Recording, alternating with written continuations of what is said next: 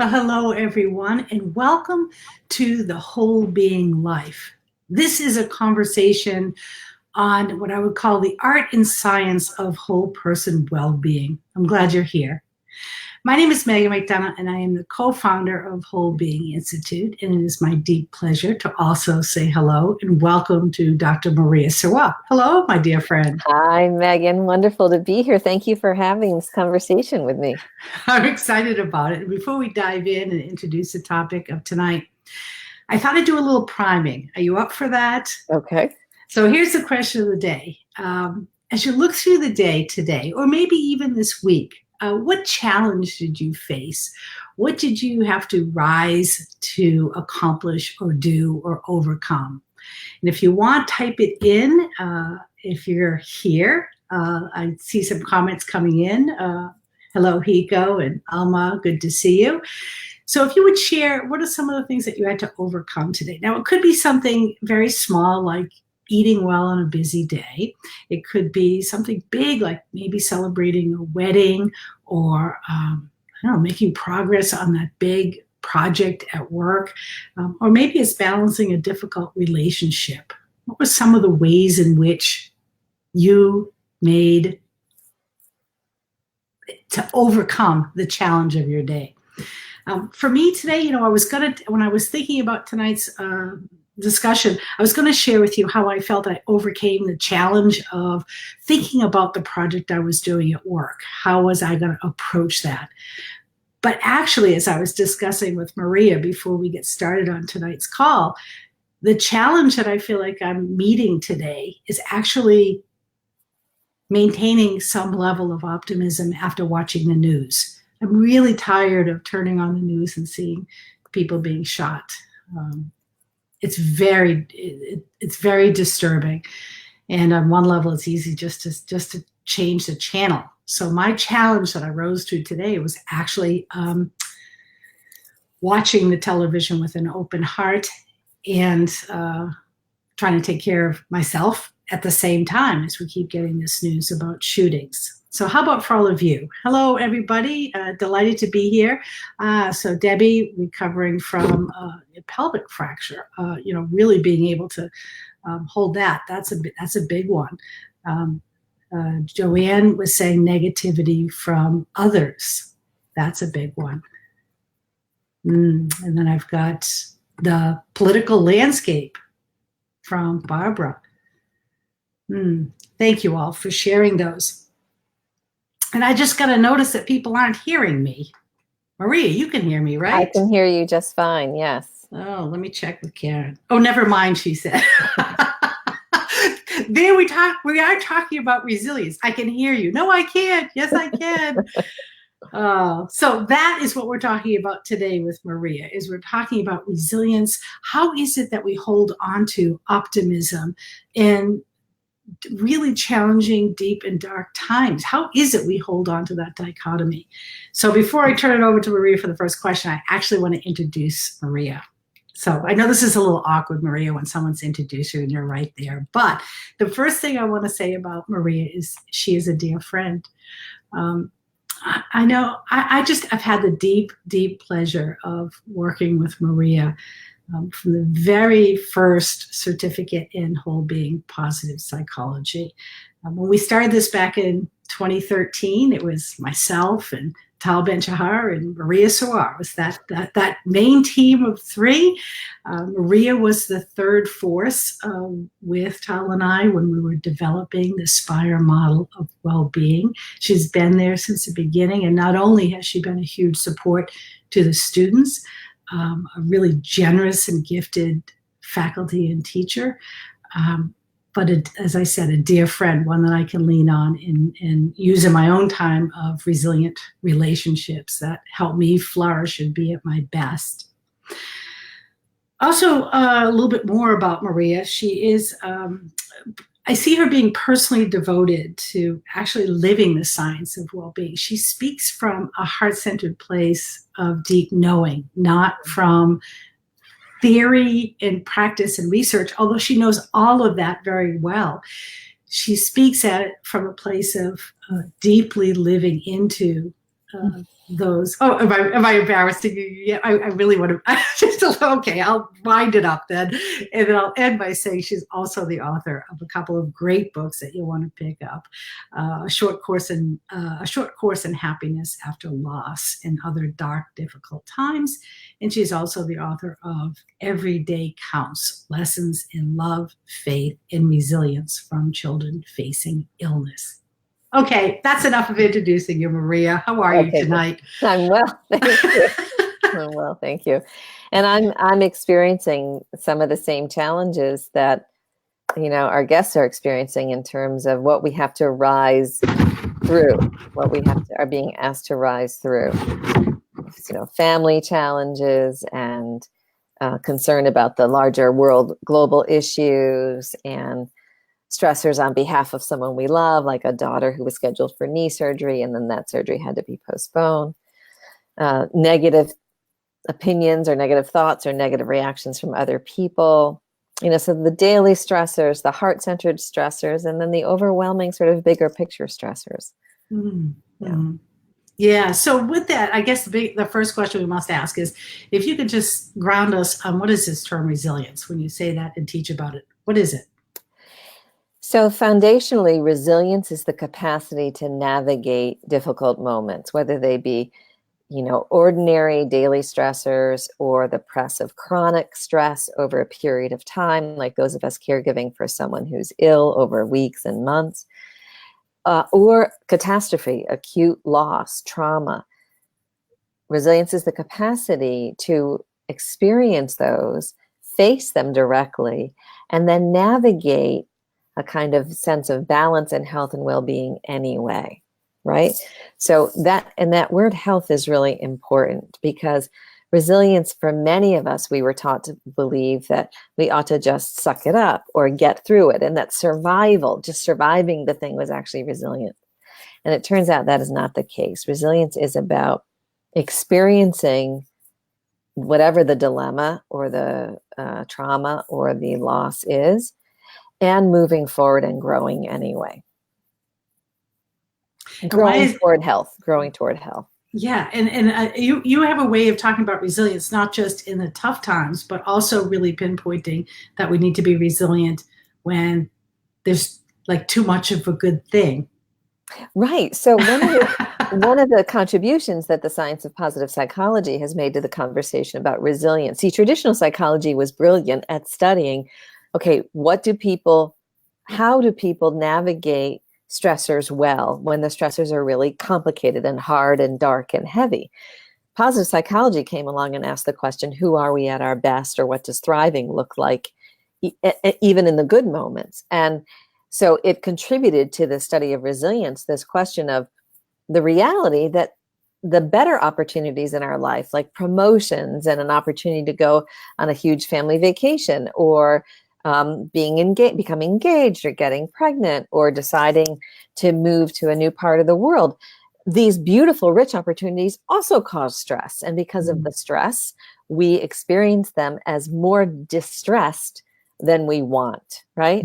So the study of resilience also provides now a launch pad for navigating opportunities such that we can take advantage of them. That's what we really want. We want the capacity to handle the hard things and take advantage of the good things. I was reading an article by Ryan Nemick, and he had this neat little equation that stress is the pressure minus the capacity that we have. In other words, there's a relationship between how much pressure we're feeling and what's our capacity. And I always see resilience as this capacity building tool to meet the challenges, good, bad, or whatever they're really good things or really difficult things, that there's a sense of building capacity. And resilience can be grown and developed. Yes. Now, the danger with a simple formula like that. Yes, tell me the danger. Yes. I want to qualify that. Is that you can have tremendous capacity, right? You can have built a scaffolding inside yourself of resilience that includes the capacity to calm yourself, the capacity to choose wisely, the capacity to move toward optimism, the capacity to lean on others for support, and the capacity to persevere. These are sort of 5 hallmarks of resilience. you can have all of that integrated, and life can send you that one thing or that combination of things that will bring you to your knees.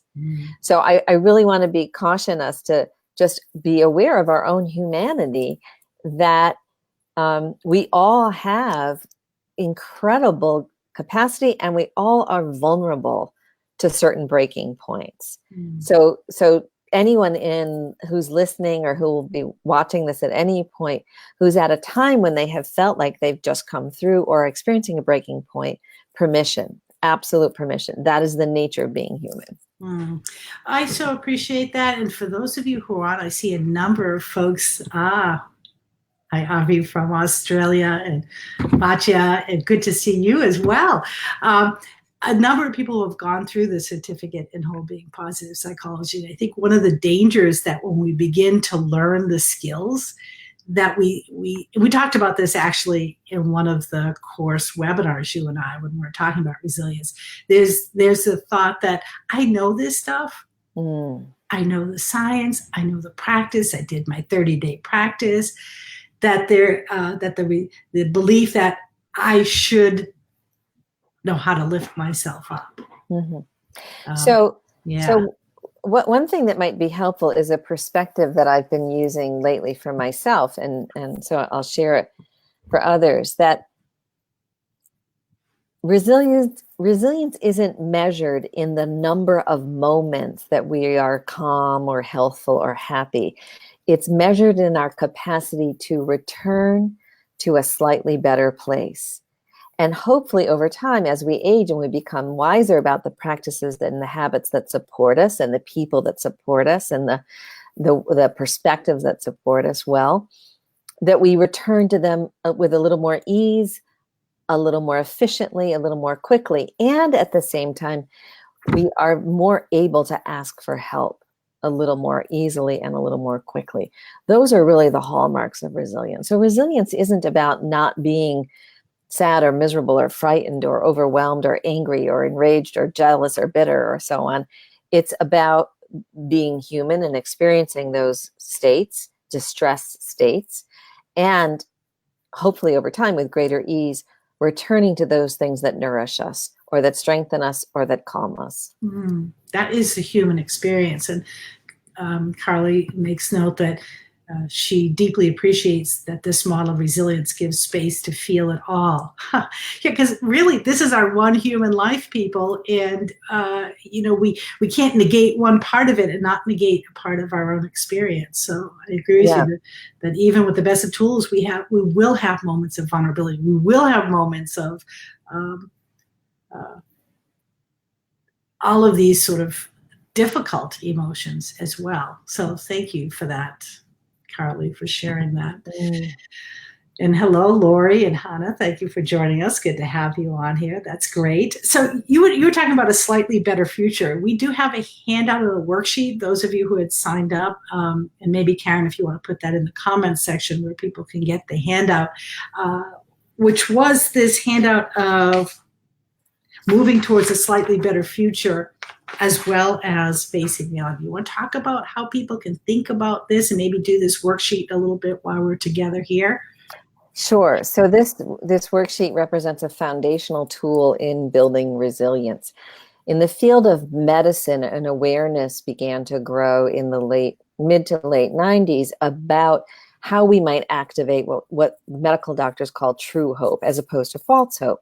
At the same time that investigation was happening, positive psychology was really exploring the notion of grounded optimism, an optimism that is stable and supportive and not delusional, not fantastical or Disney. And they both fields actually came to the same conclusion at the same time, which is represented by the model in the handout. We have two, for those of you who can't see it, it's two intersecting circles. And the first circle in the model of grounded optimism or true hope is that we must face reality as it is. We must admit to ourselves what we're actually feeling, what we're actually experiencing. I'm in pain, my marriage is not working, I'm terrified I'm going to fail this project at work, I can't stand that part of my family of origin, the news depresses me every evening. I'm feeling overwhelmed about global warming, right? So our first task in building resilience is to face reality as it is. Denial is not a helpful stance over the long term. There's no health built in denial over the long term. So we face reality as it is. And then what we've learned is that people who can navigate even the most horrific moments in life with a sense of capacity and growth overall, not every minute, of course, but overall, are the ones who build in what we call a beautiful and. We face reality, and in the other circle, we move toward a slightly better future. And there are three important aspects of this other circle. First, notice the phrase move toward. That's an active phrase. We're not passively waiting for someone to rescue us or fix it or make it better. We are consciously creating the next better moment. That's number one. Number two, we emphasize the word slightly here. What we're looking for on any day in the presence of any negative stressor or heartbreak is a slight shift toward positivity. And number three, the better future that we define, whether that's a next better moment, a next better afternoon, a next better day, or a next better month or year, is defined by us. In other words, I am the creator of the path forward for myself in the presence of this stressor. That's important that it's self-defined because, as many of you know, if you've experienced, for example, the loss of a family member, how you experience that and what's healthful for you is going to look different than what's healthful for, let's say, your sibling or your partner or your child, right? So this move toward a slightly better future is self-defined. In the middle of that is the beautiful and. So happy to teach everyone how to use this as a tool. But Megan, it looks like you had a thought.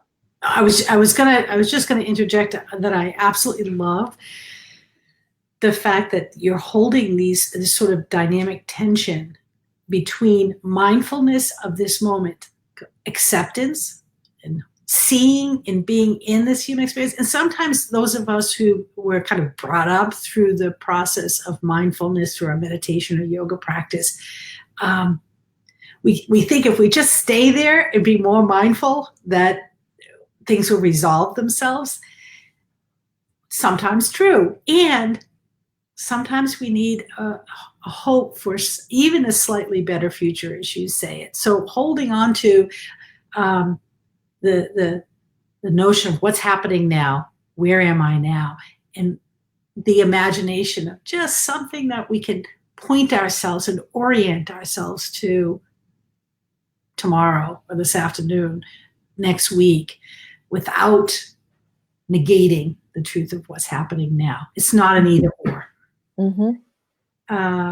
And that this is an excellent book. Have you written it yet? Cindy asked this. I don't know, Cindy, what you mean by an excellent book. Maria's written it. She's written a couple of books, but I don't know what you're talking about for this particular book.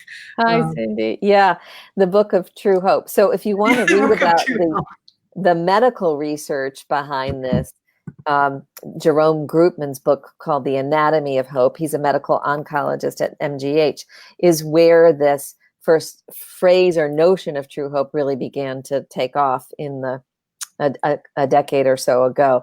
The teaching of this model, no, I haven't written about yet, but that wouldn't be a bad thing. And Eve says that she wants to share your wisdom. You always do have these great little nuggets. They're always so beautiful. Thank you. I love that I can see their little faces. I love that. It's good to see everybody again, isn't it? So let me give you an example of what this looks like. I was actually teaching this morning, and a woman approached me and said that she had just recently had a surgery for cancer, and she has stage 4 cancer, and the surgery probably has been successful in terms of halting the massive progression of tumors, but unlikely that this is a surgery that will contribute to longevity. So she is facing the reality that she does not have much longer to live, that this cancer will probably be the thing that takes her down. As she's facing the reality, and we were working with the model of the and, I asked everyone, of course, to explore what does moving toward a slightly better future look like. And she began to cry in class, but they weren't they seemed to be poignant tears more than, tears of devastation. And when she approached me after, she said she was so moved by the thought that her movement toward a slightly better future is that she really could use this very experience to bring a certain kind of wisdom to the people she has met in the chemotherapy suite that she over the years, right? You tend to go to chemo on the same day of the week, every 2 weeks or 3 weeks or once a week. So you tend to meet the same people over and over again, and they've formed a bond. And now that she knows that there probably is no longer any treatment available for her, she had this vision today of visiting, still going to chemo on her Monday day, right? That's her day. And being present and warm and loving and helping them, that her better future would be helping them create better next moments and bringing this model to them. So I know. So you can't, I mean, we are astonishingly generous and generative human beings. We are astonishingly resilient. And this is a beautiful example of that. So how you use this as a tool, it's very simple and very practical. You first face reality as it is, meaning you identify the negative thought or the fear or the worry, the distress thought or experience that you're having. I've been joking lately because I have a herniated disc in my back. I ignored back pain for years, that I often have the thought, I'm an idiot, right? Like that's a negative thought, right? A woman in the class today said that her negative thought is, I'm never going to be smart enough to get the promotion I want. A gentleman in the class today said, people just don't like me. Like I'm just not likable, right? So you identify your negative thought, your fear, your worry, your anxiety, or your anger. We had a journalist in class this morning who said that her prominent stress right now is rage about what she has to write about, even though she knows it's important to write about it. And so her negative thought was, I hate the world. I hate the world, right? And then you literally write the word and. Big, beautiful word and.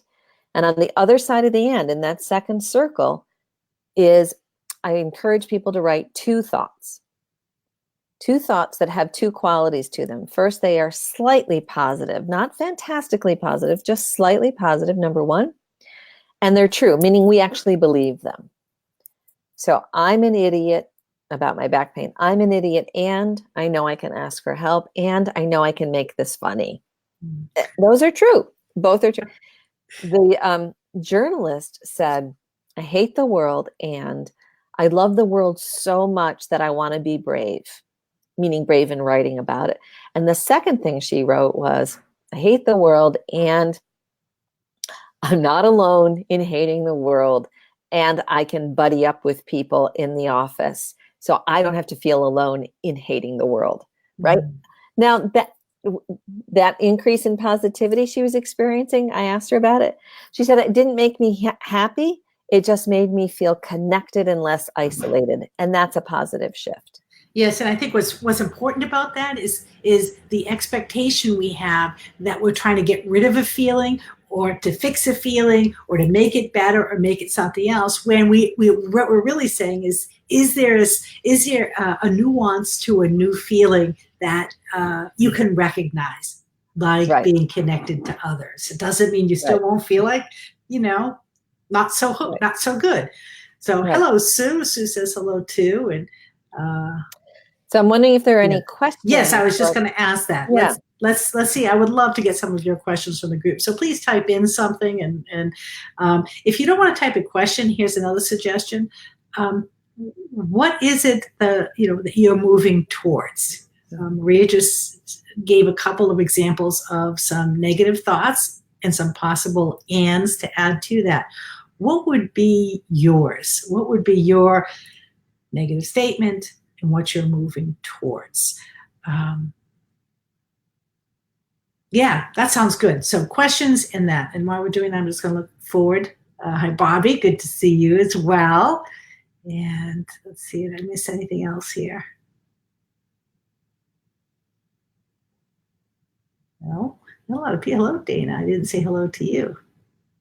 We have a lot of people here. Very good. So who's going to share? Any questions? How do we find Bravery if we're not feeling it, says Laurie. Oh, okay. So bravery, we know that the flip side of bravery is vulnerability. And often that feeling of being vulnerable, of being nervous or frightened or scared, is the barrier to bravery. Brene Brown has helped us understand that it is actually the twin of bravery. So it's actually the first step toward courage to feel. So using our model, feel the vulnerability, feel the fear, feel the anxiety. There's probably a desire. I wish I were more courageous, and it terrifies me, right? So to face reality as it is I'm feeling vulnerable. I'm feeling anxious. I'm feeling frightened. I'm feeling too small. People have been saying lately, I feel too small to handle the world's problems. I'm too scared that my heart's going to be broken again. That goes in that first circle. And then build in the and Lori, to work with those positive and slightly positive and true statements, feel free to, in a 1-hour conversation, I ask people to write down 2, but feel free to keep chaining them. In other words, feel free to keep writing and writing and writing and writing until you hit the one that actually calms you, that actually, calms you. So that's one notion about bravery.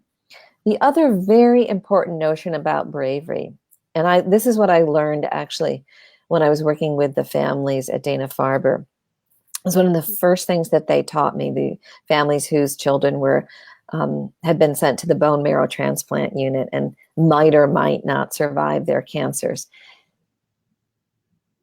Bravery is elevated through connection. As soon as we recognize or feel that we are not alone in facing our dilemma, bravery goes up. It elevates. So a second approach, Lori, is to ask yourself, who in my close connections, in my distant network, in my spiritual network, the poets, the guides, the angels, etc., who in any level of connection can help me feel less alone in facing this, even if the brave thing is something as simple as, I want to say no to that meeting tomorrow. Who can help me feel brave enough to say no to that meeting tomorrow? As soon as we know we're connected, our courage usually goes up. If I could add one more thing to that, Maria, I am reminded, Lori, of the self-perception theory that we make judgments about others based on what we see. So we see someone doing something, we think they're brave, and we can actually, when we take brave action, begin to identify ourselves as a brave person. And I'm so curious when we think of these aspects like bravery, is to ask ourselves the question, what does bravery look like for me in this moment? How could bravery be expressed physically in my body in this moment? What actions would bravery take? And that we begin to explore what is a mental concept of what bravery is for us, and actually question what bravery would look like through our physical system, if that's helpful. So we've talked about we've talked about connection. Megan's now talked about inviting in curiosity. What would bravery look like and feel like? A fourth option comes to us from Caroline Adams Miller, who is a part of our SIP family and someone that we have worked with closely. In her book, Getting Grit, she articulates a practice that I have. It's one of my new practices, you guys. I've come to love this practice, which is to, at the end of the day, record 3 brave things you did that day. 3 brave things you did that day. And so what you're doing over time, Lori, if you were to imagine to take this as a 30-day practice or even a 2-week practice, you'd begin to notice, that in any one day, I do a few brave things. So first of all, your self-perception, to use Megan's term, so your self-perception begins to change. Secondly, of course, because you have your homework at night, you're going to want to have an answer. So you're going to try to do a little brave thing, right? Like even if it's brave to try a different flavor of ice cream. I don't know why that feels brave to me, but it does. Because I love vanilla. I'm like a traditionalist, but I don't know. Try Rocky Road, see what happens, right? Throw caution to the wind. So 3 brave things, record those over a period of time at night, and you begin to actually build up an awareness of the muscle of courage that you already have and your own capacity to increase that muscle. Great. Thank you. We have a lot of comments, so I want to move on. I hope that was helpful, Laurie. Barbara, I hope we're not frozen anymore. And if we are, maybe the video feedback will be good after we're done with the recording. But you asked a question on behalf of Jack, is what do you do when technology is manipulating your life? It's overtaking us with that little dip of dopamine every single time we pick up our cell phone. Maria. Okay, so I've come to understand that technology, I've decided I'm going to treat it like a person, meaning there are some people in my life I want to spend a ton of time with, and some people I really need to manage time with and set boundaries around, and some people I do not want with me on certain days at all. So Barbara, the only way to do this, or Jack, the only way to do this is to appreciate the necessity of setting healthy boundaries for yourself. What does that look like? Can you give yourself permission to turn off the laptop or the phone, or take, one of our colleagues on the phone is Carly, who has this beautiful phrase, dare to pause, right? Could you dare to pause technology long enough to experience respite and hopefully recovery? That's what we're looking for, respite and recovery. And you get to decide what forms of technology serve you, and when they serve you and when they don't. And to know, listen, we are a biological system with biological, physiological responses. And when we check our email, we have a little hit of dopamine. We are actually neurobiologically rewarding ourselves every time we pick up the cell phone. And noticing that pull is there, and deciding not to do something actually helps you rewire your brain differently. Every time you pick up the phone to sort of give yourself a little rest, you're energizing that pathway. So I find it fascinating to look at, when you make a decision not to use technology, how often one does get pulled back into it. So right. It's both a physiological response and a decision point that you can work with. I hope that's helpful. Let's see. Here's a good one from Joanne. How to be positive. We are completely surrounded by negative people, negative news. The whole world is negative nannies. How do we manage that? So you could try what's known as the airplane approach, which is to put cotton in your ears the entire time you're next to the negative coworker, right? That's the airline approach, right? Stuff your ears. And unfortunately, life doesn't work that well that doesn't work that well most of the time. So, a couple of choices always. Choice number one is if this is a coworker that you can actually have a conversation with them about noticing how difficult it might be to constantly hear chronic complaining, chronic negativity. That is a courageous choice. A second courageous choice is to find a way to calm yourself anyway, even as that goes on, to face the reality that they are who they are, and they're going to be who they are, for the rest of their time with you. Pause, take a breath, build in that and what can I do to serve myself now? Do I need to literally take my laptop and go somewhere else in the office? Do I need to create a physical space? Can I ask for something that would help me set up a physical boundary or a more emotional boundary? Can I leverage some of this is another characteristic of resilient folk, we leverage our character strengths. Which character strength of yours? Compassion, kindness, generosity, humor, perspective, social intelligence. Which character strength can you elevate to reduce the experience of being stressed by their negativity? Yeah, thank you for that, Marie. And I actually wanted to point out, on that same vein of character strengths, a comment by Denny talking about that many times she's been told that she's acting brave, but has just done what has needed to get done, that she doesn't feel brave. It's almost like doesn't feel like a choice. That could be a signature strength being utilized that's not being actually noted as such, yes?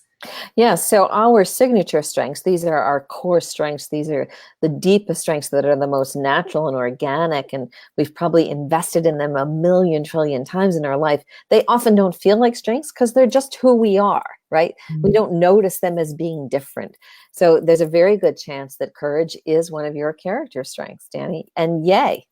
And yay, we build courage by couraging, as Yeah. Michelle would say. Thank you for that, Michelle. It's good to see you here. Uh, so yes, and acting, Louise says, acting in spite of fear is bravery. Yeah. Yeah. Yeah. And you know, we never are in a moment of bravery without also feeling that fear or vulnerability. As I said, they are twinned together. Mm. So one more note from Hannah. I'm terrified over watching my husband age and change. There's a big age difference. And I'm also kind of excited and interested to see what could come into our life that we've been too busy to have or enjoy. So this is going back to the circle. Hannah, thank you for doing that exercise of saying, this is true. I'm terrified. And I'm wondering what else will come up from this time that I have now. So that's a gorgeous example of facing reality and then opening the door to a slightly more positive perspective. My hope would be that, Hannah, you would experience on the other side of that and a kind of curiosity or kind of, you know, fascination with what's possible, but maybe you also experienced a kind of uplift, like, oh, honey, we could look at this kind of like an opportunity to see what's out there and what could be new and different, right? So who knows what you experience? My hope is that you experience some shift toward a more positive moment in yourself, right? Mm. And I think that covers it for all of our comments at this point. And it also feels like this is coming to a natural end at this point. Maria, did you have anything else to add before I close out our session for now? So one of the beautiful, beautiful awarenesses that I've experienced in having so many conversations about resilience over the years, two awarenesses. One is our global community is our the Whole Being Institute global community is a remarkable community of kindness, of generosity, of generativity, and resilience. And I'm so glad you all are part of that community or inviting yourself to consider becoming a part of that community. I mean, to know that we have colleagues in Brazil and Australia and Mexico and Europe and Asia and Russia and Canada and everywhere exploring these exact same questions with the hope of contributing to the betterment of the world is incredibly moving. So really want to note that. The second awareness about resilience is the following: that the deepest resilience occurs when we can hold two seeming opposites at the same time. The darkness and the light, the fear and the hope, the brokenness and that sense of wholeness. And these very practical skills and tools, they sound so simple, like practice the and then two sentences, or take a mindful pause, write down 3 brave things. They're very simple skills, but they're incredibly impactful in enabling us to hold both. That is the goal. That is what actually creates capacity within, our capacity to hold both and then choose to move in the direction of that which nourishes us or strengthens us or calms us.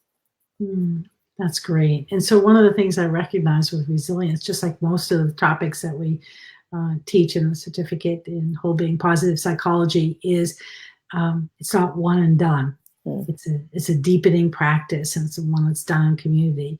So to talk a little bit more about next steps, the certificate in Whole Being Positive Psychology, Maria actually does a whole module on resilience. So it's 4 beautiful weeks of going deeper and deeper into what does it actually mean to be able to hold the paradox of this human condition. And it is, as I dive deeper into it, I mean, honestly, the more challenges I meet later in life, the more I appreciate this damn thing called resilience. I had this conversation with someone. I said, I thought this time was like the golden time of life, when your children are going off to college, you're in middle age, and there's this sense of, well, maybe I would have had reached that point or made the point. And instead I'm finding the need for more and more resilience as we lose our parents, as siblings pass, as life becomes more poignant, as, it doesn't go on forever. I'm recognizing for myself how very important this thing called resilience is. So I deeply encourage you to check out the certificate in positive psychology, which we'll put in the notes here. If anybody from SIP want to say about your experience, would love to actually write in what was your experience in SIP for those people later who are looking at this video and considering taking a certificate in positive psychology program. It's been such a pleasure working with you, Maria, all these years. Look forward to many, many years more. Thank you all for joining us tonight. Oh, Lori, I can't leave without ending this one. Lori will end with your comment. Thanks, Lori. To the rest of you, have a great night. May you have not only many challenges, but many opportunities to rise to your best that you possibly can. Good night, everyone. Have a great day. Bye-bye, all. Bye.